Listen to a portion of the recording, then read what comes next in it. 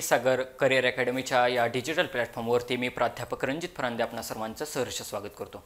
विद्यार्थी मित्रांनो, आपण ही PYQची लेक्चर सिरीज चालू केलेली। याच्यामध्ये आपण नागपूर ग्रामीणचा पेपर बघितला, त्याच्यानंतर पुणे ग्रामीणचा पेपर बघितला, त्याच्यानंतर थोडा मॉडरेट डिफिकल्टी लेवल असलेला पुणे आयुक्तालयाचा पेपर बघितला आणि त्याच्यानंतर आपण मुंबईचा पेपर चालू केलेला आहे।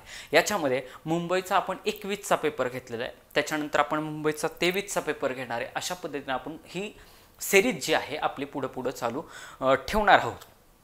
ज्या विद्यार्थी मित्रांना कोणाला जर एखाद्या टॉपिक संदर्भात जर काही अडचणी येत असतील तर तुम्ही कमेंट बॉक्समध्ये मला नक्की सजेस्ट करा की सर या टॉपिकवरती तुम्ही थोडे MCQ घ्या किंवा या टॉपिकचं तुम्ही एक्सप्लेनेशन घ्या। मग ते मॅथमॅटिक्स असेल, रिझनिंग असेल, कुठलंही असेल, GK असेल, तर त्या पद्धतीने आपण थोडं अशा पद्धतीनं आपली भरती होईपर्यंत पुढे जाणार आहे। भरतीच्या संदर्भात बोलायचं झालं तर अगदी आपण वृत्तपत्रामध्ये पाहिलं तर पेपरलाच बातम्या होत्या की साधारणतः 17.5 लाखच्या घरात फॉर्म आलेले आहेत आणि जागा आहेत 17,400 समथिंग। मग आता बघा की 17.5 लाख फॉर्म आलेत आणि 17,000 जागा आहेत, म्हणजे साधारणतः एका जागेसाठी 102 विद्यार्थी असणार आहेत। म्हणजे कॉम्पिटिशन ही खूप जास्त हायेस्ट लेवलला आहे। मग त्या कॉम्पिटिशनला ते 102 मुलांना बीट करणं ही तेवढी सोपी गोष्ट नाही। बरं, हे कास्ट वाईज आहे, त्यामुळे कुठं कॅटेगरीला किती जास्त, यदा कदाचित एखाद्या ठिकाणी 102 पेक्षा पण जास्त विद्यार्थी असू शकतात, एखाद्या ठिकाणी आता मुलींची संख्या कंपॅरेटिव्हली कमी असते तर त्या ठिकाणी 102 पेक्षा कमी पण असू शकतात। त्याच्यामुळं कॉम्पिटिशन हे खूप जास्त हायेस्ट लेवलला आहे। एक्झामचं पाहता एक्झाम कधी होणार आहे हा प्रश्न कुणीच 100% सांगू शकत नाही की बाबा एक्झाम कधी होणार आहे। पण जर यदा कदाचित मे महिन्यामध्ये त्याचं नियोजन झालं तर जूनमध्ये म्हणजे मे जूनच्या त्या ठिकाणी आपली ग्राउंड होऊ शकतं, मे बी पॉसिबिलिटी आहे। परंतु यदा कदाचित जर जून ओलांडला तर जुलैमध्ये पावसाच्या ह्याच्यामध्ये, म्हणजे जर आपण मुंबईसारख्या ठिकाणी जास्त पाऊस असतो, रत्नागिरी असेल, सिंधुदुर्ग असेल, कोकणात ग्राउंड घेणार कसा हा फार मोठा प्रश्न आहे। त्याच्यामुळं तिथं एक्झाम होईल, जर जुलैला गेलं तर जुलै ऑगस्टला होईल असं मला वाटत नाही, पण काही सांगू शकत नाही। शेवटी त्यांच्या हातामध्ये निर्णय आहेत, यदा कदाचित ते 15 ऑगस्ट नंतर पण डिक्लेअर करू शकतात। त्यामुळे आपण तयारीत असणं, बाकीच्यांपेक्षा आपण 4 पावलं पुढे कसे असणार आहे ह्याच्याकडे लक्ष द्यायचं आहे। कारण जागा विद्यार्थी मित्रांनो 102 विद्यार्थी एका जागेस आहेत, म्हणजे म्हणजे जास्त लेवलला टफ कॉम्पिटिशन झालं आहे। त्यामुळे कुणीही लूज हँड ठेवायचं नाही। ज्याचा आत्ता 40 ग्राउंड बसत असेल त्याला 45 मार्क आपल्याला कसे भेटतील ह्याच्याकडे लक्ष दिलं पाहिजे। ज्याला आत्ता 80-85 मार्क लेखीला येतात त्याचे बाबा 90-95 कसे होत आहेत, कसे करता येतील, आपण ऑप्शन कसे बघताय। तुम्ही लेक्चर सिरीज जर व्यवस्थित बघितली तर एका क्वेश्चनच्या ठिकाणी मी सगळ्याच्या सगळा टॉपिक कव्हर करतोय, म्हणजे तुम्हाला एखादं बुक ओपन करून पाहण्याची सुद्धा म्हणजे गरज पडणार नाही अशा पद्धतीने मी क्वेश्चन घेतोय। तुम्ही जर हेच क्वेश्चन जर प्रत्येक वेळी मेमराईज केले तर तुम्हाला त्या पद्धतीचा नक्की 100% फायदा होईल। थोडा प्रमोशनचा पार्ट असा की आपलं होणारच पोलीस कॉन्स्टेबल हे बुक आहे, ज्याच्यामध्ये 2023च्या 78 सगळ्या प्रश्नपत्रिका स्पष्टीकरणासह या बुकमध्ये दिलेल्या आहेत आणि त्याच्यामधलीच एक PDF मी घेत असतो। त्याच्यामुळे तुम्हाला माहिती आहे की बाबा PDF किती चांगल्या स्वरूपाचे आहे, एक्सप्लेनेशन किती चांगल्या स्वरूपाचं त्याच्यामध्ये दिलेलं आहे। 38 प्रश्नपत्रिका ह्या जिल्हा व ग्रामीण शहर पोलीसच्या आहेत, 28 प्रश्नपत्रिका चालकच्या आहेत, 12 प्रश्नपत्रिका SRPFच्या आहेत आणि चालू घडामोडीसह या बुकमध्ये ॲडिशन केलेली आहे।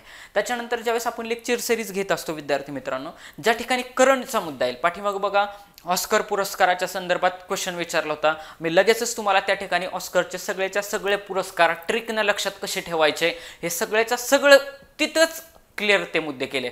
कॉमनवेल्थ संदर्भात क्वेश्चन विचारला होता, या वर्षीच्या कॉमनवेल्थ कुठे इंग्लंडला कशा झाल्या हेही मी तुम्हाला सांगितलं। किती दिवसांनी होतात बाबा, 4 वर्षांनी होतात, कधी झाल्या 2022ला झाल्या। म्हणजे त्या ठिकाणी मी तुमचे काय केलेले पॉईंट अगदी चालू घडामोडी जरी असतील तरी त्या ठिकाणी मी कव्हर करत चाललेलो आहे। पुढं आपली ही 93वी आवृत्ती आहे, ज्याच्यामध्ये संपूर्ण पोलीस कॉन्स्टेबल याच्यामध्ये पूर्वीच्या 20 प्रश्नपत्रिका, 5 आदर्श प्रश्नपत्रिका स्पष्टीकरणासह घेण्यात आलेल्या आहेत. त्याच्यानंतर आपलं पोलीस कॉन्स्टेबल 40 प्रश्नपत्रिकांचं हे बुक आहे. त्याच्यानंतर पोलीस कॉन्स्टेबल 2022-23 याच्यामध्ये विश्लेषणासह 25 निवडक प्रश्नपत्रिका दिलेल्या आहेत. त्याच्यानंतर पोलीस शिपाई चालक भरती मार्गदर्शक याच्यामध्ये म्हणजे जे काही सर्व शासकीय खात्यांचे वाहन चालक भरतीसाठी अतिशय उपयुक्त असलेले हे पुस्तक आहे, ज्याच्यामध्ये वाहतुकीबद्दलचे 450 MCQ स्वतंत्रपणे ह्याच्यामध्ये दिलेले आहेत. शिवाय वाहतुकीचे जे काय वेगवेगळे सिम्बॉल्स असतात, जे 20 मार्क्सला तुम्हाला जे चालकसाठी फॉर्म भरतात त्यांना ते विचारले जातात, ते अगदी रंगीत स्वरूपामध्ये दिलेले आहेत या बुकमध्ये. शिवाय मागील प्रश्नपत्रिका ज्या सन 2019च्या आहेत त्याच्यामधील 20 प्रश्नपत्रिका स्पष्टीकरणासह या ठिकाणी दिलेल्या आहेत. याच्यामध्ये वाहतुकीची चिन्हे, रोड मार्किंग, वाहतुकीचे दिवे, वाहन इंडिकेटर्स, हँड सिग्नल्स अशा पद्धतीनं ॲडिशन केलेली आहे. त्याच्यानंतर पोलीस शिपाई चालक भरती याच्यामध्ये मोटार वाहन चालवण्याचे वाहतूक बद्दलचे कायदे व नियम हे या पुस्तकामध्ये दिलेले आहेत. आता वाहतुकीचे नियम व कायदे याच्यामध्ये जो काही नवीन मोटार वाहन कायदा आहे 2019चा तो दुरुस्ती केल्यानंतर याच्यामध्ये अद्ययावत केलेला आहे. शिवाय 2021च्या ज्या काही 21 प्रश्नपत्रिका झाल्या होत्या त्यातील सर्वच्या सर्व वाहतूक विषयी प्रश्नांचा समावेश या पुस्तकामध्ये केलेला आहे. साधारणतः 650 MCQ याच्यामध्ये ॲड केलेले आहेत. आणि आपला हा मुंबईचा पेपर आहे की ज्याच्यामध्ये आपण साधारणतः 81व्या क्वेश्चनपर्यंत आलो होतो आणि आपण रिझनिंगला या ठिकाणी बुद्धिमत्तेला या ठिकाणी सुरुवात करतोय. तर विद्यार्थी मित्रांनो, क्वेश्चन हा जो पेपर आहे मुंबईचा हा मॅक्सिमम मार्क्स घेण्यासारखा आहे. म्हणजे ज्याचा बऱ्यापैकी ॲव्हरेज अभ्यास आहे तो ॲव्हरेज असलेला विद्यार्थी 100% ह्या ठिकाणी 90 मार्क घेऊ शकतो आणि ज्याचा चांगला अभ्यास आहे तो 97-98 पण मार्क्स घेऊ शकतो. अशा पद्धतीचा हा पेपर आहे. कारण डिफिकल्टी लेवल मला थ्रूआउट कुठंच जाणवली नाही. मॉडरेट स्वरूपाचा पेपर आहे.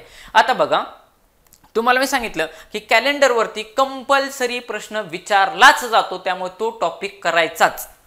तर बघा, क्वेश्चन असा आहे, सन 2014 या वर्षी नाताळ गुरुवारी आला होता. म्हणजे ह्यांचे प्रश्न विचारण्याची एक डिफिकल्टी लेवल असे की जर मॉडरेट लेवलला जर क्वेश्चन पेपर जर सेट झाला तर ते कॅलेंडर वरती जे महत्त्वाचे दिवस आहेत, म्हणजे पाठीमागचा एक पेपर असेल त्याच्यामध्ये विचारलं होतं की लाल बहादूर शास्त्री जयंती दिली होती, बाबा ह्या दिवशी आहे. त्याच्यानंतर एका ठिकाणी दिलं होतं की बाबा शिक्षक दिन ह्या दिवशी असतो 5 सप्टेंबर. त्याच्यानंतर हिथं दिलंय की नाताळ. मग विद्यार्थ्याला माहिती पाहिजे हे काही कॉमनली, कारण नाताळची सगळ्यांना सुट्टी असते त्यामुळे माहिती आहे, पण नाताळची तारीख तुम्हाला माहिती आहे का, ह्या अँगलनं हा क्वेश्चन विचारलेला आहे. 2014 या वर्षी नाताळ गुरुवारी आला होता, तर 2016 या वर्षी 3 जानेवारी कोणत्या दिवशी येईल. मग आता बघा विद्यार्थी मित्रांनो, आपल्याला दिलंय काय, नाताळ. मग नाताळ कधी असतो, तर नाताळ असतो आपला 25 डिसेंबरला. कधी असतो, 25 डिसेंबरला. म्हणजे 25 डिसेंबरला 2014 साली, बघा 2014 साली 25 डिसेंबरला कोणता वार होता, गुरुवार होता. आणि मला काढायला काय लावलंय, तर 3 जानेवारी मला काढायला सांगितलंय. 3 जानेवारी 2016ला कोणता वार असेल. ओके, म्हणजे मला तारीख दिली ही 2014 मधली, मला काढायला लावली 16 मधली. तर विद्यार्थी मित्रांनो, या ठिकाणी लक्षात घ्या की आता हे आपण सॉल्व्ह करण्याचा प्रयत्न करू. मग ह्या दिवशी कोणता वार होता, तर या दिवशी होता गुरुवार. या दिवशी होता गुरुवार. मग या दिवशी गुरुवार होता, तर 3 जानेवारीला, आता 3 जानेवारीला काय आहे, तर 3 जानेवारीला तुमच्या माहितीसाठी हा जीकेचा पण क्वेश्चन होईल. उद्या आता कदाचित कॅलेंडर मधला विचारलं तर कॅलेंडरचा होईल. 3 जानेवारीला सावित्रीबाई फुले यांची जयंती असते.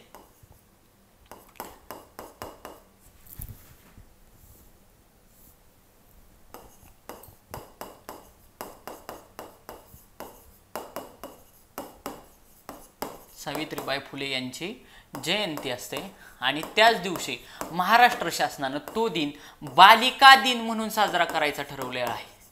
बालिका दिन म्हणून साजरा करायचा ठरवलेला आहे.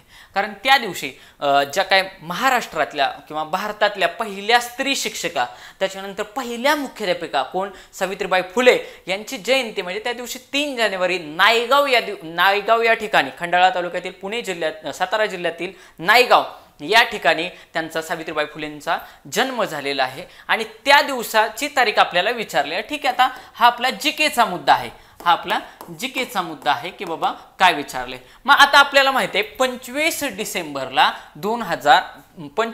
2014 कोणता वार आहे? गुरुवार आहे. मग आता नीट लक्ष द्यायचं, मी काय सांगतो ते तुम्हाला मी अगोदरच सांगितलं की जर 4च्या पाड्यातील संख्या जर असेल, बघा 4च्या पाड्यातील जर वर्ष असेल तर ते वर्ष असतं लीप वर्ष. मग 4चा पाडा सरळ सरळ लिहून बघा. तुम्हाला मी अगोदरच सांगितलं की बाबा 2000 साल लक्षात ठेवा, 2000 साल. 2000 सालच्या पुढे सरळ 4चा पाडा लिहायचा. 4, 8, 12, 16, 20, 24 आणि ह्याच्या पुढे 2000 लिहायचं. म्हणजे 2004, 2008, 2012, 2016, 2020, 2024 हे सर्वच्या सर्व काय आहेत? हे सर्वच्या सर्व लीप वर्ष आहेत. लीप वर्ष आहेत म्हणजे काय? फेब्रुवारीचे ह्याच्यामध्ये 29 दिवस असणार आहेत, म्हणजे एक दिवस एक्स्ट्रा असणार आहे. म्हणजे 2016 साल हे लीप वर्ष आहे, 100% लीप वर्ष आहे. परंतु मला तारीख विचारली जानेवारी महिन्यातली. लीप वर्षात जर फेब्रुवारी महिना जर क्रॉस होत असेल तरच फरक पडतो, नाही तर अन्यथा फरक पडत नाही. मग आता इथं नीट बघा, 2014 हे लीप वर्ष आहे का?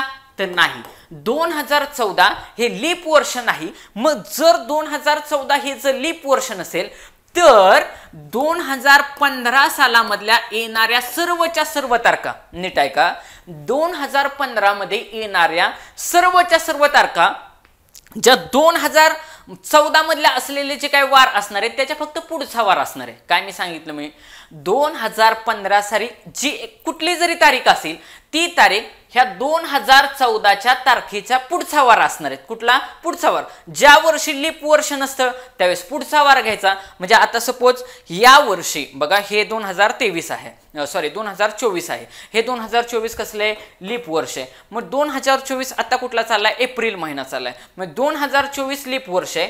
आता असं लक्षात घ्या, सपोज आज मंगळवार आहे तर 2025 लाच जर फेब्रुवारी महिना ओलांडत असेल तर वार येणार आहे बुधवार येणार आहे आजच्या तारखेला. कुठला वार येणार आहे? बुधवार. 1 न पुढे जायचं असतं. जर फेब्रुवारी क्रॉस होत असेल तर बघा फेब्रुवारी क्रॉस होतोय का ते मोजायचं. मग आता ह्याच्यामध्ये मी कसं काढणार?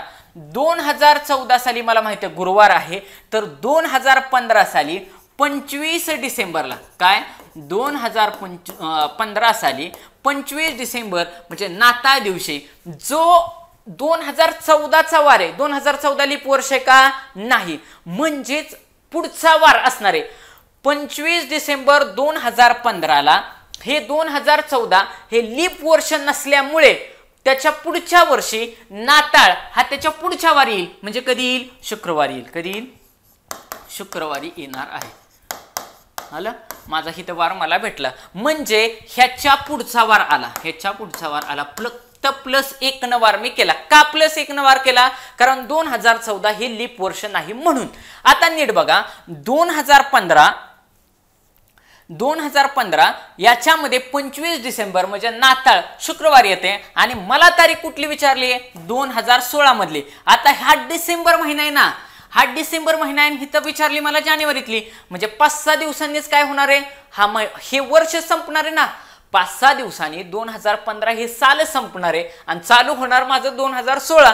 मग मी ह्याच्यामध्ये ती डेट काढतच बसणार नाही. मी सरळ सरळ लिहिणार 26, 27. आता इथं तरी मी लिहितोय पण पेपरमध्ये लिहिला मी वेळच घालवून असता, सरळ हातावरती मोजलं असतं. 26, 27, 28, 29, 30, 31 पर्यंत असतो ना डिसेंबर महिना. 1, 2 आणि 3 मला 9 बोटं झाली. 9. मग शुक्रवारच्या पुढे मी मोजणार.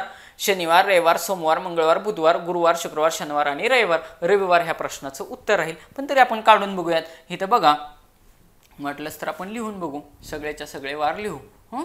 आता बघा 26, 27, 28, 29, 30 आणि 31. इथं डिसेंबर महिना संपला. 2015 साल संपलं. 2015 साल संपलं. आता पुढं काय होणार? इथं 2016 साल चालू होणार आणि ते किती? पहिली तारीख, दुसरी तारीख आणि तिसरी तारीख. मला 3च वार विचारलेत. मग आता बघा 25ला शुक्रवार होता. 25ला कुठला वार आलाय? शुक्रवार आलाय. आणि ह्यासलं तोंडीच काढायचं. तिथं 2014 लीप वर्ष नाही म्हणजे 2015 साली नाताळला काय येणार? शुक्रवार येणार. हे तोंडीच काढायचं. तिथं लिहित बसायचं नाही. तिथं आपल्याला पेपर मनातल्या मनात कॅल्क्युलेशन करायचं, विदाऊट पेन अँड पेन्सिल गणित सोडवण्याचा मॅक्सिमम प्रयत्न करायचा. चुकू द्या, इथं प्रॅक्टिस करताना व्हिडिओ पाहताना चुकलं तरी काही प्रॉब्लेम नाही, पण प्रॅक्टिस अशा पद्धतीने हॅबिट करायचं, ब्रेनला अशा पद्धतीने सिग्नल द्यायचे की जेणेकरून तोंडीच कॅल्क्युलेशन झाले पाहिजे. आता बघा, जर इथं शुक्रवार येत असेल, मी बघितलं की 2014ला नाताळला गुरुवार आहे, 2015 साली पुढचा वार म्हणजे कुठल्या गुरुवारच्या पुढचा शुक्रवार, म्हणजे 2015 साली 25 डिसेंबर शुक्रवारी येणार. एवढं मी फक्त लिहिलं. मग सगळ्या तारखा लिहिल्या 26, 27, 28, 29, 30, 31 ह्या कुठल्या डिसेंबर 2015 मधल्या तारखा लिहिल्या आणि 2016 मधल्या ह्या जानेवारीतल्या तारखा आहेत. कुठल्या? जानेवारी महिन्यातल्या आहेत. मग आता बघा, ह्या सगळ्यांच्या पुढे वार लिहून टाकू आपण. वार बघू, 26 तारखेला कुठला वार येणार आहे? शुक्रवारच्या पुढचा वार शनिवार, 27ला रविवार, 28ला सोमवार, 29ला मंगळवार, 30ला बुधवार, नंतर गुरुवार. इथं 31 डिसेंबर संपलं, गुरुवारी झालं होतं.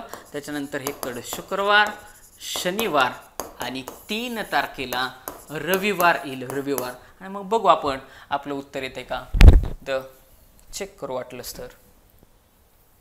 असं या प्रश्नाचं उत्तर ऑप्शन नंबर 3 रविवार असं राहील. काय राहील? रविवार असं राहील. म्हणजे 2014 साली नाताळला जर गुरुवार असेल तर 2016 साली 3 तारखेला किंवा 3 जानेवारीला रविवार राहील. अशा पद्धतीने या प्रश्नाचं एक्सप्लेनेशन राहील. हे सगळं तोंडीच करायचं आहे. मी हे सगळे वार हाताच्या बोटावरती मोजले, बरोबर का नाही? 26, 27, 28, 29, 30, 1, 2, 3 म्हणजे माझी बोटं भरली 9, बरोबर का? 9 भरल्यानंतर सगळेच्या सगळे वार शुक्रवारच्या पुढे मी मोजत आलो, बरोबर माझं रविवार उत्तर आलं. अशा पद्धतीनं उत्तर काढण्याचा प्रयत्न करायचा, जेणेकरून फास्ट कसं कॅल्क्युलेशन होईल याच्याकडे लक्ष द्यायचं. ओके, पुढं कॅलेंडर हा टॉपिक व्यवस्थित करायचा आहे. पुढं एका दोरीचे समान 10 भाग करायचे असल्यास दोरी किती ठिकाणी कापावी लागेल? अतिशय भारी प्रश्न विचारलाय आणि ह्या स्वरूपाचा प्रश्न आपण ऑलरेडी घेतलेला आहे. तो प्रश्न फक्त त्या ठिकाणी मी तुम्हाला अगोदरच सांगितलं. तर त्यांनी विचारलं होतं की बाबा झाडातलं अंतर किती असेल. त्यावेळेस मी तुम्हाला हे सांगितलं होतं की आपल्या घरी जनावरं असतात, गुरं असतात, गाय असतात, त्यांच्यासाठी आपण काय करतो? मेका ठोकतो. इथे एक मेक, तिथे एक मेक, तिथे एक मेक, तिथे एक मेक. मग 2 मेकांमधला भाग काय होणार आहे? एकच. मेका 2 आहेत पण भाग, आता सपोज हिथं एक मेक आहे, हिथं एक मेक आहे, पण ह्याच्यामधला भाग किती झाला? एकच झाला. हिथं 3री मेक ठोकली, ह्याच्यामधला भाग म्हणजे 2च भाग झाले. म्हणजे नीट बघा, नीट विचार करा. असं समजा की मला घरी गाया बांधायच्या, तर घरी गाया बांधायच्या असताना मी हिथं एक खुटी ठोकली, त्याच्यानंतर हिथं एक ठोकली, त्याच्यानंतर हिथं एक ठोकली आणि हिथं एक ठोकली. बघा आता या ठिकाणी मला सांगा 1, 2, 3 आणि 4 खुट्या किती झाल्यात किंवा खांब किती झालेत? 4 झालेत. पण भाग किती झालेत? हा एक भाग, हा दुसरा भाग आणि हा तिसरा भाग. म्हणजे 1, 2 आणि 3.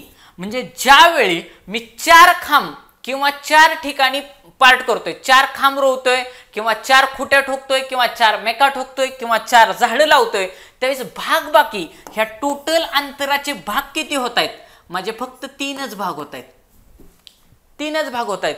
म्हणजे 1 हा पहिला हा असा कसाच कॅल्क्युलेशन मध्ये येत नाही. म्हणजेच बघा आता इथं बघा, एका दोरीचे समान 10 भाग करायचे. म्हणजे ही दोरी आहे, मला सांगा हिचे जर समान मला 2 भाग करायचे असले, हिचे समान 2 भाग करायचे असेल, मला दोरी किती ठिकाणी कापावं लागेल? 2 ठिकाणी कापून चालेल का? मला फक्त हिथं कैची लावली की हा समान भाग आणि हा समान भाग भेटेल. म्हणजे माझं हे टोक आणि हे टोक जरी मला 2 भाग भेटत असले तरी मला एकाच ठिकाणी कापावी लागले. लक्षात आलं का? मला जरी 2 भाग भेटत असले तरी दोरी एकाच ठिकाणी कापावी लागली. आता जर सपोज मी सांगितलं एवढीच दोरी, पण मला तिचे 3 भाग पाहिजेत, तर मी काय करेन? दोरी हिथं एकदा कापेल, हिथं एकदा कापेल, मग मला हा एक भाग झाला, हा एक भाग झाला आणि हा तिसरा भाग झाला. 1, 2 आणि 3. मग विद्यार्थी मित्रांनो तुमच्या लक्षात येतंय की भाग जरी 3 होत असले तरी कात्री मी फक्त आणि फक्त 2च ठिकाणी लावली. इथं भाग माझे 2 होत आहेत, पण कात्री मी फक्त आणि फक्त एका ठिकाणी लावले. म्हणजेच भागापेक्षा कात्री लावताना 1 न कमी लावावे लागते. मुद्दा लक्षात आला का? की भाग ज्यावेळेस जेवढे भाग होत आहेत त्याच्यापेक्षा मला कट करताना 1 पार्टनं कमी कट करावं लागणार आहे. बरेचसे विद्यार्थी मित्र ह्याच्यामध्ये करणार काय, की इथं काय दिले की एका दोरीचे 10 समान भाग करायचे असले तर ती दोरी किती ठिकाणी कापावी लागेल?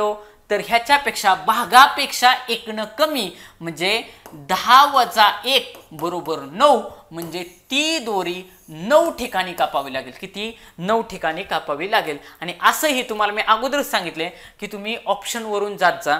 तुम्ही जर ऑप्शन नीट बघितले तर तुमच्या लक्षात येईल की कधीच मोठा आणि छोटा उत्तर नसतं. 8 ठिकाणी 8 घेतलं, 8, 9, 10 आणि 11. मग सगळ्यात मोठा कुठला आहे? 8 ऑप्शन गेला. सगळ्यात मोठा कुठला आहे? 11 ऑप्शन गेला. म्हणजे ह्या 2 ठिकाणी उत्तर असणार आहे. आणि तुम्हाला माहिती आहे मी जास्तीत जास्त प्रेफरन्स कशाला ठेवायचा?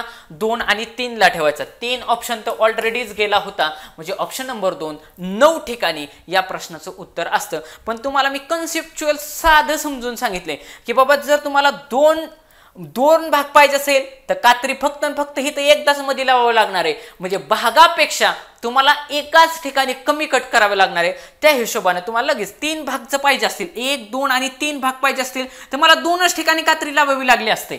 म्हणजे जेवढे भाग होणार आहेत, भाग हे जास्त होणार आहेत, पण काप हे त्याच्यापेक्षा 1 न कमी करावे लागणार आहेत. उद्या हिथं काय हिथं त्यांनी 100 भाग का सांगायला आहेत, म्हणजे मला 99 ठिकाणी ती दोरी कापावी लागणार आहे.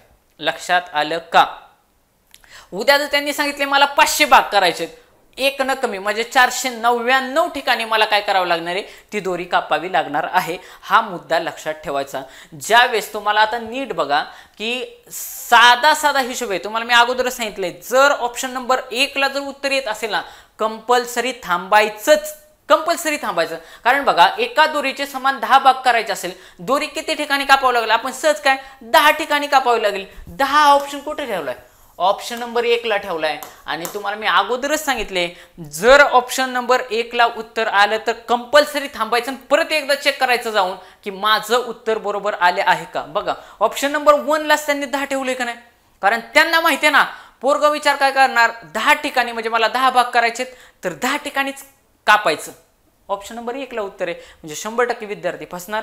तुम्हाला मी 3 लॉजिकनं उत्तर सांगितलं की चढत्या उतरत्या क्रमानं पण तुम्ही वाटलंच तर मांडून बघा. 8, 9, 10 आणि 11 मोठा आणि छोटा उत्तर असणार नाही. या 2 मध्ये उत्तर असण्याचे जास्तीत जास्त चान्सेस आहेत. म्हणजे ऑप्शन नंबर 2. आणि तुम्ही आता बघत असाल की हा जवळपास आपला मुंबईचा 4था पेपर आहे. मी माझं लॉजिक कुठेच सोडलेलं नाही. आणि असं तुम्ही म्हणूच शकत नाही की सर लॉजिक लागत नाही. म्हणजे ज्या ठिकाणी अप्लाय होते त्या ठिकाणी 100% लॉजिक अप्लाय होतच. म्हणजे मॅक्सिमम ठिकाणी हे लॉजिक लागतंच. तुम्ही प्रयत्न करा, जास्तीत जास्त कन्सेप्च्युअल अभ्यास करण्याचा प्रयत्न करा. पुढं 83 नंबरचा क्वेश्चन आहे. हाही क्वेश्चन तुम्हाला मी अर्ध्या मिनिटात म्हणजे 30 सेकंदात, 30 काय अगदी 10 सेकंदात, ज्याचं तोंडी कॅल्क्युलेशन चांगलं आहे त्याला तर 10 सेकंदात सुटू शकतो. आता बघा काय त्यांनी दिले.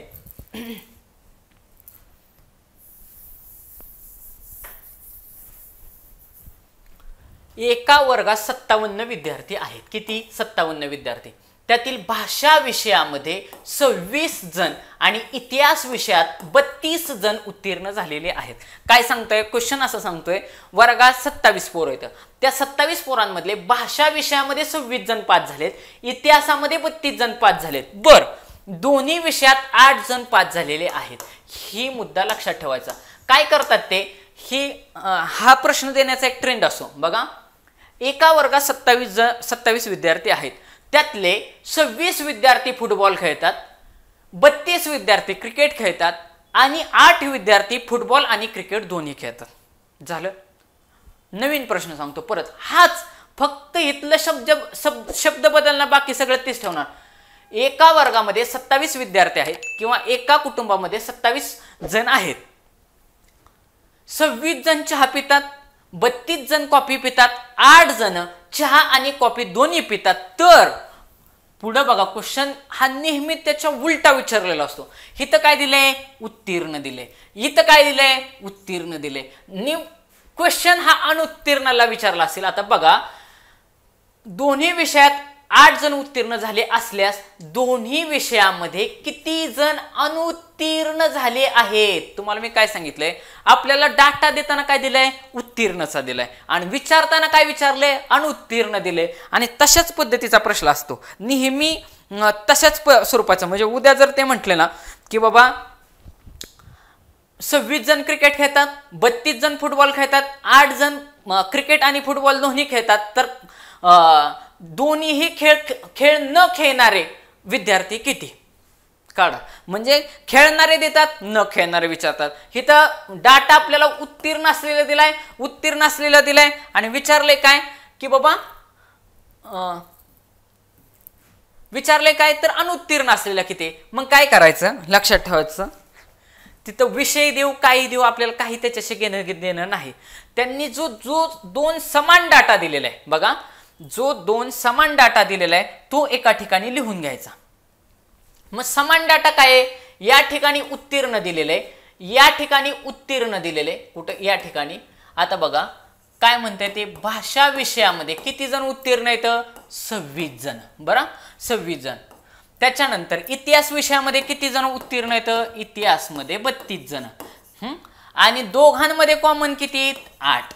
मग काय करायचं, ह्याची एक ट्रिक आहे, हे सगळं तोंडीच करायचं, हे तर चालू मध्येच करायचं. 26 अधिक 32 ची बेरीज करायची, ह्या दोघांची काय करायची, बेरीज करायची. बेरीज किती झाली, 26 आणि 6 आणि 2 8, 5 आणि 3 आणि 2 5, 58 आली. आता बघा त्याच्यामध्ये जे कॉमन असतात, हा जो 8 काय आहे, ह्या दोघांमध्ये कॉमन आहे ना, हा भाषामध्ये पण 5 झालाय आणि इतिहासमध्ये पण 5 झालाय. जो कॉमन असेल त्याला वजा करायचा. काय करायचा, वजा करायचा. मग 58 वजा 8 किती आलं उत्तर, 50. तोंडी चाल असतं का नाही, 50 आलं. मग 50 जण काय झालेत, उत्तीर्ण झालेत. 50 जण उत्तीर्ण झालेत. आणि मला विचारलं काय, मला विचारलंय अनुत्तीर्ण किती, मला विचारलंय अनुत्तीर्ण किती. मग अनुत्तीर्ण काढण्यासाठी मला वर्ग कितीचा आहे, 57 जणांचा वर्ग आहे. वर्ग कितीचा आहे, 57 जणांचा. 57 जणांमधून जर हे 50 जण 5 झालेले झाले तर उत्तर काय येईल, 7. म्हणजे 7 जण माझ्या वर्गामध्ये फेल झालेत. म्हणजे 7 ही या प्रश्नाचं काय राहील, उत्तर राहील. 7 ह्या प्रश्नाचं माझं उत्तर राहील. 7 हे माझं या प्रश्नाचं उत्तर राहील. झालं, आलं. मग आता बघा मी तोंडीच कसं केलं असं नीट बघा. या टाईपचे क्वेश्चन मॅक्सिमम ठिकाणी विचारलेत. मी काय केलं, भाषा इतिहास, भाषामध्ये 26 जण झालेत, इतिहासामध्ये 32 जण झालेत, आणि दोघांमध्ये 5 झालेले 8 जण येतं. मग इथं 26 जण, हे 32, 26 अधिक 32 उत्तर आला 58. जे कॉमन असतं म्हणजे कॉफी पिणारे, त्याच्यानंतर क्रिकेट खेळणारे वगैरे जे कॉमन असतात, म्हणजे दोन्ही चहा आणि कॉफी दोन्ही पिणारे, क्रिकेट आणि फुटबॉल दोन्ही खेळणारे, जे कॉमन दिलेलं असणार ते वजा करणार. मी ह्यांची बेरीज केली असते, 26 अधिक 32, एक डाटा आहे ना, हिथं पण उत्तीर्ण म्हणतंय, हिथं उत्तीर्ण म्हणतंय, त्या ठिकाणी हिथं पण उत्तीर्ण म्हणतंय. भाषा विषयात 32 जण उत्तीर्ण झालेत, त्याच्यानंतर इतिहासात 26 जण झालेत. ह्या दोघांची बेरीज करायची, उत्तीर्णची, जे कॉमन आहेत ते वजा करायचे. 26 अधिक 32 आला असतं 58 वजा 8, 58 वजा 8 तोंडीच उत्तर आलं असतं 50. आणि 57 टोटल वर्ग आहे, त्या वर्गामधून 50 जण गेले, उत्तर राहिले 7. म्हणजे 7 जण माझे फेल झाले. हे मला तोंडीच उत्तर आलं असतं. तोंडीच म्हणजे पेन पण टेकवण्याची गरज नव्हती, फक्त मला बेरीज काय तेवढी करावी लागली असते, आणि ही बेरीज पण मी तोंडीच केली असते.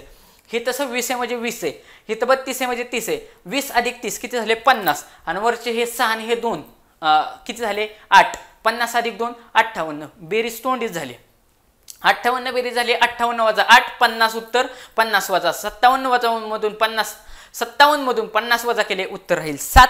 अशा पद्धतीचा प्रश्न तुम्हाला तीनही प्रकारे कसा विचारला जाऊ शकतो. मग उद्या ह्या ठिकाणी तुम्हाला चहा कॉफी पिणारे देऊ, क्रिकेट फुटबॉल खेळणारे देऊ, किंवा इंग्रजी काय कुठल्या विषयात पास, उद्याही तर काय देतील, 26 जण अनुत्तीर्ण झालेत.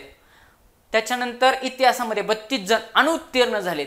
तर हिथं काय विचारतील माहिती का, मग उत्तीर्ण किती ठिकाणी झालेत. फक्त एवढं लक्षात ठेवायचं, जे हिथं दिलेलं असणार आहे त्याच्या बरोबर अपोजिट विचारलेलं असणार. जे हिथं दिलेलं आहे त्याच्या बरोबर अपोजिट तुम्हाला विचारलेलं असणार. आणि आता ह्या ठिकाणी पण बघा, तुम्हाला मी अगोदरच सांगितलं की बघा ती ट्रिक या ठिकाणी पण लागेलच आपली. छोटा आणि मोठा वजा करायचा. इथं 5 सगळ्यात छोटा आहे, ऑप्शन गेला. मोठा 10 आहे, ऑप्शन गेला. आणि सगळे आकडे एकाखाली एक मांडा. 5, 7, 8 आणि 10. छोटा आणि मोठा उत्तर येणार नाही. आणि ह्या दोन मधले ऑप्शन नंबर 2 ला जास्तीत जास्त प्रेफरन्स ठेवतात. हे लॉजिक थ्रूआउट सगळीकडे सेम ठेवायचं. लॉजिक कुठं चेंज करायचं नाही, प्रत्येक ठिकाणी सेम ठेवायचं. म्हणजे तुम्ही 5 प्रश्नाला अप्लाय केलं तर 3 प्रश्न बरोबर येणार, 2 चुकणार. पण जे तुमचे 5च्या 5 तुम्हाला येणारच नव्हते त्यातले 3 मार्क तुम्हाला कंपल्सरी भेटतील, लक्षात घ्या. बाकी ह्याच्यात तर वजा ही सिस्टीमच नाही ना, त्याच्यामुळे सगळा पेपर सोडवायचं हे टार्गेटच असलं पाहिजे. म्हणजे तुम्ही हे लॉजिक जर वापरलं 1, 2, 3, 4 चढत्या क्रमाने मांडले, त्यातला पहिला आणि शेवटच्याला कसंच जायचं नाही, ऑप्शन नंबर 1 ला जायचं नाही. हे सगळं चढत्या क्रमानं मांडायचं आणि त्यातल्या ऑप्शन नंबर 2 ला प्रेफरन्स द्यायचा. मॅक्सिमम ठिकाणी ते उत्तर असण्याचे चान्सेस राहतात. पुढचा प्रश्न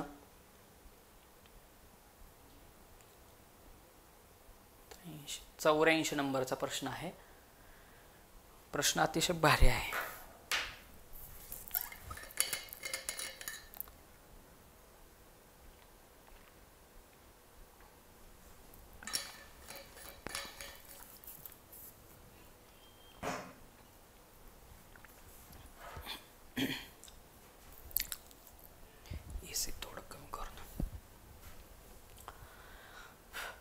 एका सांकेतिक भाषेमध्ये 12 या संख्येला n म्हटलंय.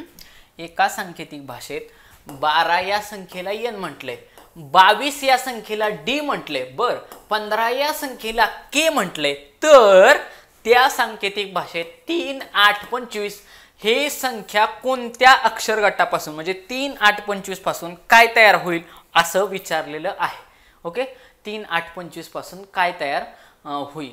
मग आता नीट मी थोडं जर ऑब्झर्व केलं तर माझ्या असं लक्षात येते इथं 22 जे आहे 22 ते डी ला येते आणि इथं मला 25 दिलंय. म्हणजे ABCDच्या जवळपासचा आकडा असणार आहे. ABCD डी ला जर 22 असेल तर 100% ह्याच्या हिकडचा कुठला तरी आकडा असणार आहे त्याला.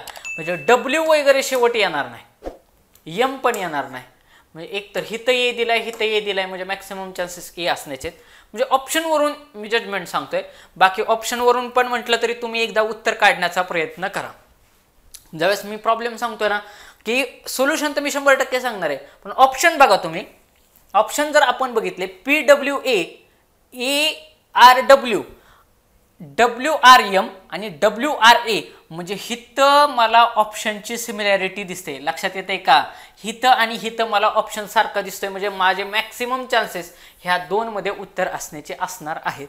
कारण हिथं सुरुवात W न झाली, हिथं पण W न झाले आणि अशा पद्धतीने हिथं उत्तर असण्याचे ह्या 2 ऑप्शन मध्ये उत्तर असण्याचे चान्सेस जास्तीत जास्त.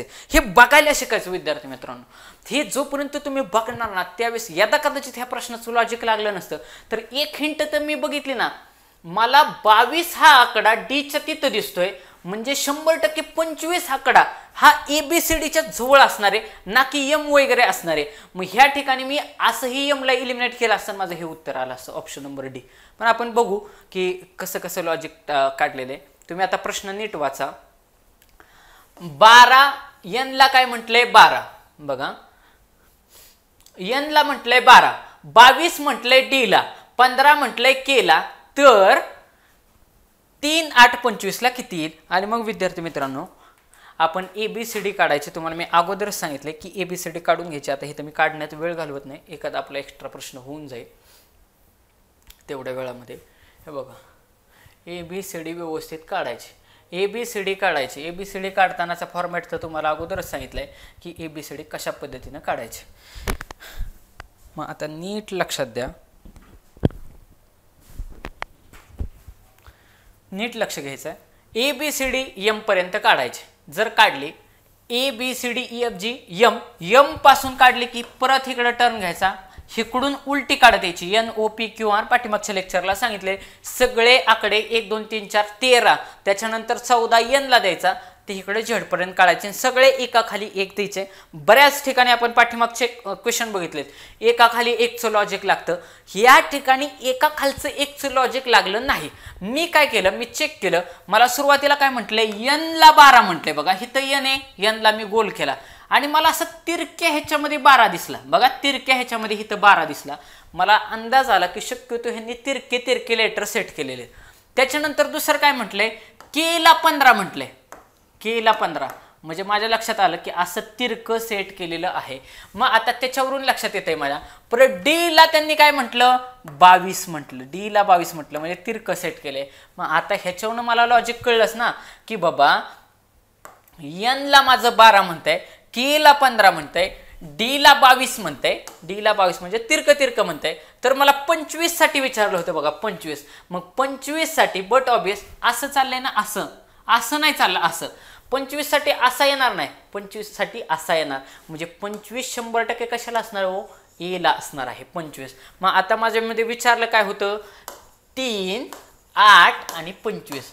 3, 8, 25 ला काय असेल, मग 3 ला काय असेल हो, 3 चा खाली कुठं चाललाय, डब्ल्यू कडे चाललाय, डब्ल्यू म्हणजे 3 ला असेल डब्ल्यू.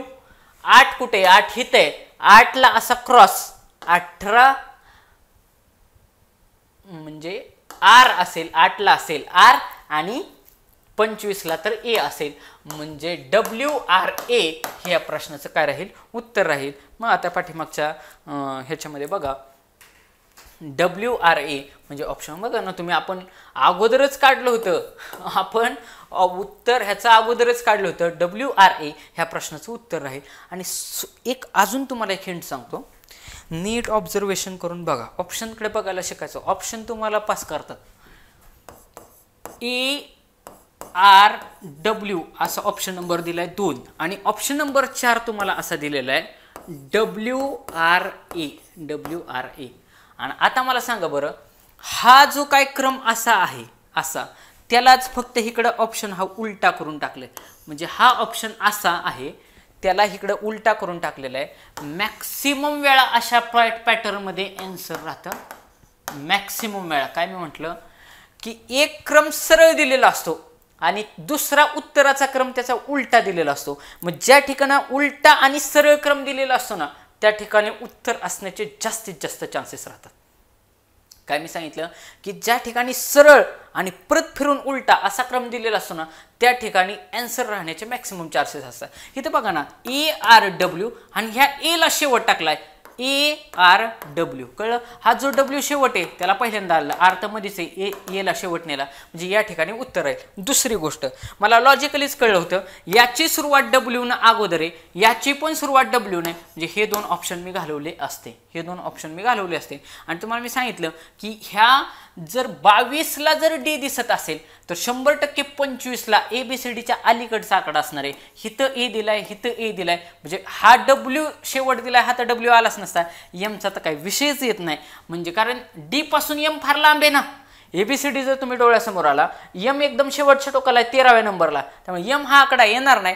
सरळ सरळ ई शेवट येण्याचे चान्सेस जास्तीत जास्त आहे, म्हणजे न सोडवता पण मी पुढे गेलो असतो. पण विद्यार्थी मित्रांनो, एक ह्याच्यातून लक्षात घ्यायचं की बाबा आपण पाठीमागच्या लेक्चरला काय बघितलं होतं की शक्यतो ते देताना काय द्यायचे, एका खालचं एक असं लॉजिक द्यायचं, बरोबर का नाही. आठवत तुम्ही पाठीमागचे व्हिडिओ बघा, त्याच्यामध्ये असं लॉजिक द्यायचे, ह्याच्या खालचं हे, त्याच्या खालचं ते.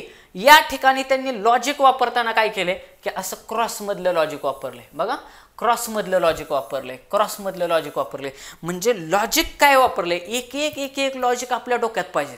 म्हणजे तिथं गेलं की आपल्याला लगेच फटकन, आपला ब्रेन एवढा भारी असतो की लगेच फटकन तुम्हाला तिथं लक्षात येणार की यार क्रॉसमध्ये लॉजिक लागले. आणि एकदा का तुम्ही ABCD अशी मांडून घेतली ना, अगोदर ट्रायच करत बसायचं नाही, फटकन ABCD काढून घ्यायची. ABCD EFG 1 2 3 4 13 परत खाली 14 14 to 26 सगळं पटकन तशा पद्धतीनं मांडून घ्यायचं. ABCD कडे नजर टाकली ना, नजर टाकली आणि ते आकडे तिथे बसवले की 100%च उत्तर सापडतं.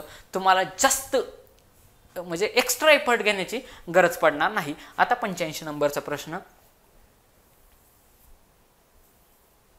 अतिशय सोपा प्रश्न आहे हा, सोप्या कॅटेगरीतला प्रश्न आहे. याचा 5वी म्हटलं तरी चालेल. ह्याला काय म्हणताय की एका सांकेतिक भाषेत अधिक वजा गुणिले भागाकार ही चिन्हे अनुक्रमे भागाकार गुणाकार वजाबाकी अधिक या अर्थाने वापरली जातात, तर त्या भाषेमध्ये ह्याचं उत्तर काय येईल असं आपल्याला काढायचं आहे. मग आता नीट लक्षात घ्या, तिथं काय म्हटलंय, वरची सगळीच्या सगळी चिन्ह लिहायची, अधिक वजा गुणाकार आणि भागाकार. ह्याला कुठल्या चिन्हांनी दर्शवले? भागाकार, गुणाकार, वजाबाकी आणि अधिक. हे सोडवावेच लागणार तुम्हाला, हे सोडवावेच लागणार. मग मी काय करत असतो, हे ह्या चिन्हांनी रिप्लेस केलेत, म्हणजे ह्या निळं हे आपलं फायनल चिन्ह आहेत. मग मी समीकरण लिहून घेणार 8 2 4 आणि परत 2. मग हिथं कुठलं चिन्ह आहे? गुणाकार आहे. गुणाकाराबद्दल मला काय टाकायचंय? वजा गुणाकार. ज्या ठिकाणी गुणाकार आहे, सॉरी, ज्या ठिकाणी गुणाकार दिले त्याच्याऐवजी मला चिन्ह कुठलं टाकायचंय? वजा टाकायचंय. बरं, ज्या ठिकाणी भागाकार दिलेला आहे त्या भागाकाराच्या ऐवजी चिन्ह कुठलं येणार आहे? माझं अधिक येणार आहे. इथं अधिक येणार. बरं, पुढं अधिकच्या ऐवजी मला कुठलं चिन्ह वापरायचंय? अधिकच्या ऐवजी मला भागाकार चिन्ह वापरायचंय. आता सोडवा, सोपं झालं हे. आता आपण अगोदर केलेले कंसचे भागोबेव, हे अगोदर आपण तुम्हाला सांगितले. कंसाचे भागोबेव, कंसाचे भागोबेव. मग त्याच्यावरून बघा, कंस इथं दिलाय का? नाही दिला, म्हणजे त्याचा प्रश्न मिटला. मग हा भागोबेव, भा म्हणजे भागाकार, गु म्हणजे गुणाकार, बे म्हणजे बेरीज आणि व म्हणजे वजाबाकी. मग सुरुवातीला मला काय करावं लागणार? भागाकार करावं लागणार. 4/2 केले तर उत्तर किती येतं? 2 येतं. मग लिहून घेणार मी. 8तनं 2 गेले, उत्तर किती राहिलं? 6. बघा, ह्यांची वजाबाकी केली. 8 किंवा कशाही पद्धतीनं तुम्हाला जर त्याच्या ह्या पद्धतीने सोडवायचं असेल असं सोडवतो. मग पहिल्यांदा भागाकार करायचा. 8 - 2 अधिक 4/2 उत्तर किती येईल? 2. मग आता इथं -2 आहेत, इथं -2 आहेत. पहिल्यांदा बेरीज करायची. भागाकार, गुणाकार, बेरीज, वजाबाकी. इथं गुणाकार राहिलाय का? गुणाकार राहिलेला नाही, त्यामुळे गुणाकार करण्याचा प्रश्न येत नाही. भागाकार तर मी करूनच घेतला. आता इथं -2 आहेत, इथं +2 आहेत. ह्या -2ला हे +2 कॅन्सल होतात. उत्तर राहील 8. म्हणजे या प्रश्नाचं उत्तर सरळ सरळ काय राहील? ऑप्शन नंबर 8, ऑप्शन नंबर 4, 8 हे ह्या प्रश्नाचं उत्तर राहील. आणि विद्यार्थी मित्रांनो, ह्याच्यामध्ये असल्या गणितांना तुम्ही लॉजिक कसं काय? बरेचसे जण विद्यार्थी म्हणतात की सर सगळ्या प्रश्नांना तुमचं लॉजिक लागलं पाहिजे. तसं नाही ना. अहो, हे प्रश्न तुम्हाला दुसरे तिसरीचे विद्यार्थी असले सोडवतात. फार जास्त स्मार्ट आहे. दुसरे तिसरी लेवलचे प्रश्न येतं. ह्याच्या जागेवर ही चिन्ह मग ते नसतं सोडवायचं, फक्त तुम्हाला कळलं पाहिजे. हा ह्याच्यातला आत्मा आहे. एवढं ज्याला पाठ असतं, कंसाचे भागोबेव हे सूत्र आहे ह्याच्यातलं. कंसाचे भागोबेव ज्याला माहिती आहे, कंसाचे भागोबेव ज्याला माहिती आहे त्याला काय बाकीचं लक्षात ठेवायची गरजच पडणार नाही ना. कंसाचे भागोबेव ज्याला माहिती आहे त्याला हा प्रश्न इझी आहे. त्याने कशाला घे बाबा ह्यातला छोटा आकडा आणि मोठा आकडा कुठला आहे, चढत्या क्रमाला लावा आणि उतरत्या क्रमाला लावा, म्हणायची गरजच पडणार काय. सोप्या पॅटर्न मधला प्रश्न आहे. पुढचा प्रश्न 86 नंबरचा. 16 खांबातील मगाच्या सेम पॅटर्न मधला हा प्रश्न आहे. सेम पॅटर्न रिपीट झालेला आहे, त्याच्यामुळे हा यायला पाहिजे.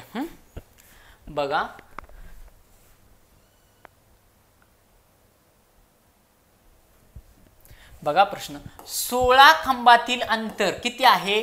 480 मीटर आहे. सर्व खांब समान अंतरावर असतील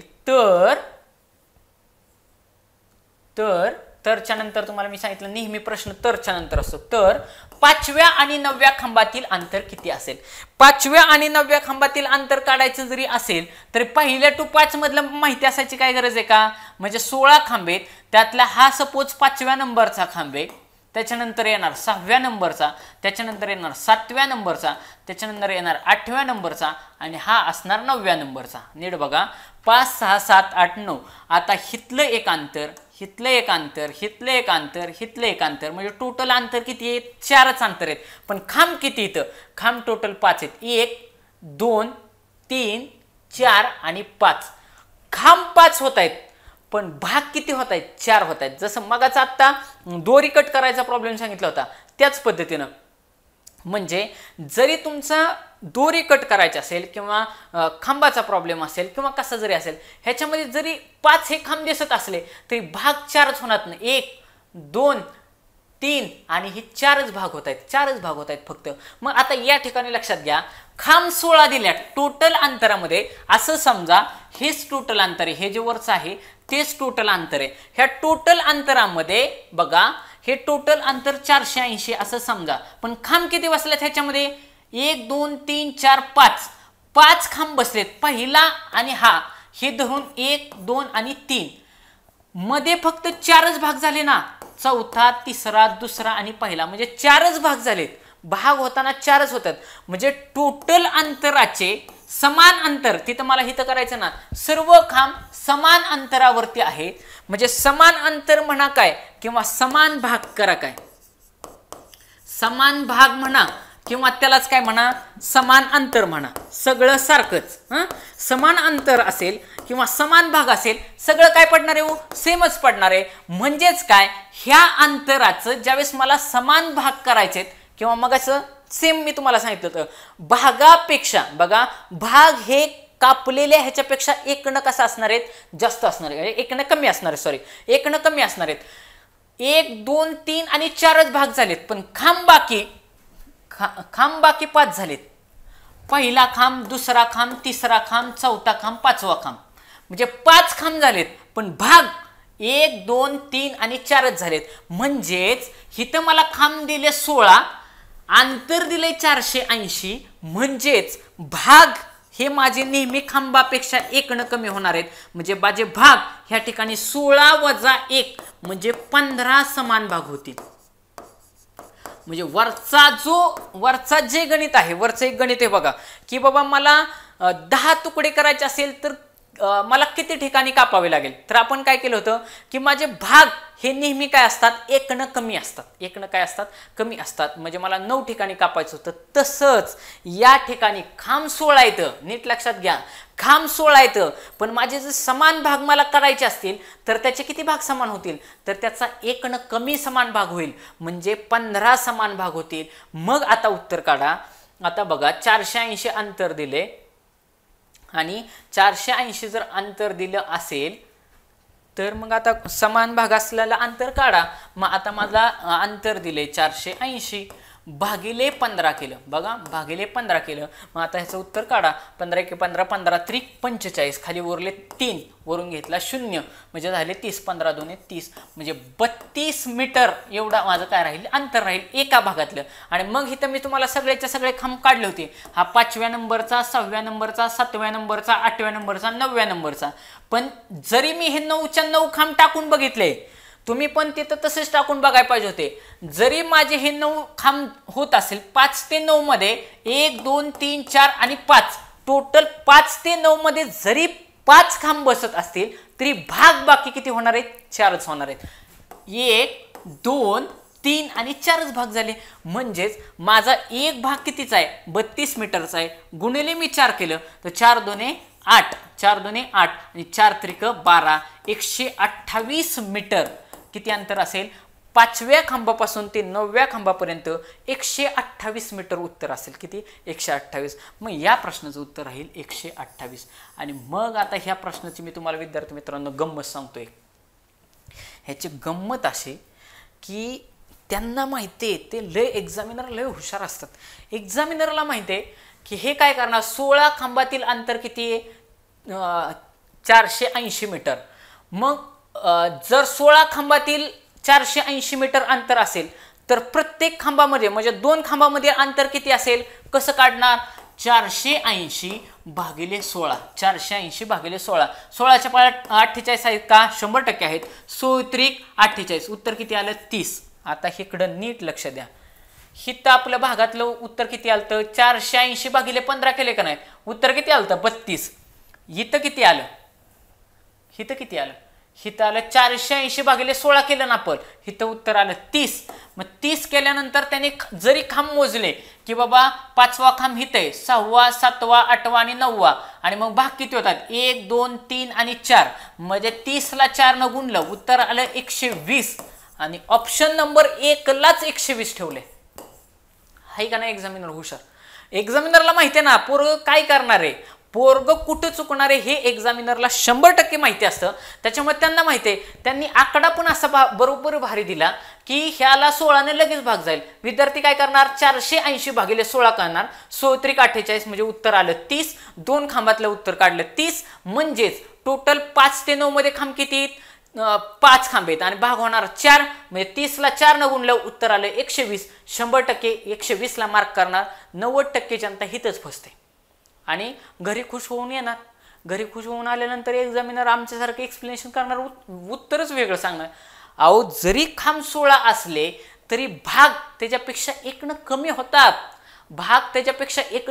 जवळपास 3ऱ्या-4थ्या पॅटर्नचा प्रश्न आहे हा. म्हणजे 16 खांब आहेत म्हणजे भाग होणार आहेत 15 आणि ह्या 15नं हे 480ला भागायचंय आणि ते एवढे हुशार आहेत, ह्या 15नं पण 480ला भाग जातोय आणि 16नं पण 480ला भाग जातोय. त्याच्यामुळे त्यांनी हे जे अंतर असं भारी आकडा निवडलाय की जेणेकरून सहज उत्तर गेलं पाहिजे. मग लक्षात ठेवायचं विद्यार्थी मित्रांनो, फसायचं नाही. जेवढी खांबांची 16 संख्या आहे त्याच्यापेक्षा 1 संख्या कमी घ्यायची. उत्तर आलं 15. मग 15 काय असतील की 15 त्यातले खांब असतील, त्या 15ने ह्या अंतराला भागायचं. त्या अंतरानं भागलं की मग 5व्या ते 9व्या खांबामध्ये 5 खांब जरी असतील तर भाग होतील 4. त्या अंतराला 32 गुणिले 5 केलं, उत्तर तुमचं राहील 128. यापैकी नाही तर उत्तर असत नाही. आणि तुम्हाला मी अगोदर सांगितलंय, आता या ठिकाणी असल्या प्रॉब्लेम ना तुम्ही चढता क्रम उतरता क्रम लावा ना. 120, 128, त्याच्यानंतर 150. छोटा आणि मोठा पर्याय उत्तर येणार नाही. यापैकी नाहीला तर उत्तराला आपण जात नाही. 128 उत्तर आलं का नाही? 128 उत्तर म्हणजे आतापर्यंत मी ह्या लेक्चरमध्ये तब्बल 3 क्वेश्चन तुम्हाला सांगितले. मग सपोज एखाद्याने सगळेच क्वेश्चन तसे मारले असते तर मगाचा 1 क्वेश्चन तुमचा चुकला असता, एकच चुकला असताना 3 बरोबर आले असते. मग मला सांगा बरं फायद्यात आहे का नाही? 100% फायद्यात असतं. एखादा अर्धा चुकतो पण जास्तीत जास्त पॉसिबिलिटी ही बरोबर येण्याची. विद्यार्थी मित्रांनो, ही लेक्चर सिरीज मी खास म्हणजे तुमच्यासाठी घेतलेली आहे. तुम्हाला जर आवडली तर नक्की शेअर करा, तुमच्या जास्तीत जास्त विद्यार्थ्यांपर्यंत पोहोचवा. एक लाईक तुम्ही जरूर करत जा, कारण ह्याच्या पाठीमागं खूप जास्त एफर्ट्स घेतलेले असतात तुम्हाला समजून सांगण्यामध्ये. तर तुम्ही नक्की लाईक करत जा, जास्तीत जास्त विद्यार्थ्यांनी शेअर करा. तुम्ही जर पाहिलं की बाबा यूट्यूबला जरी तुम्ही सर्च केलं की PYQ बाय रणजित सर असं जरी केलं तरी लगेच आपले सगळे व्हिडिओ येतात. ते व्हिडिओ पहा, वारंवार पहा, जेणेकरून तुमचा